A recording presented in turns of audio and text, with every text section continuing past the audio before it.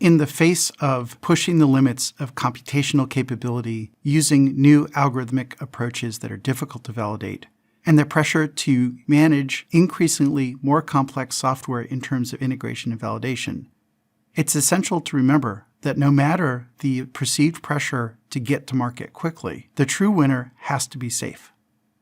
This lesson was brought home in 2018 when the Uber testing program resulted in a fatality in Tempe, Arizona.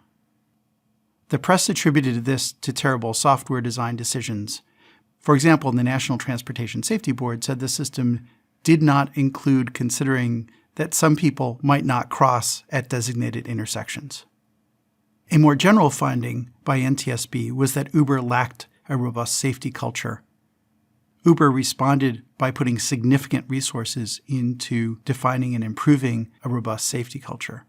However, in the end, that wasn't enough. By 2020, Uber had offloaded their entire development and test organization and exited the business of designing automated vehicles.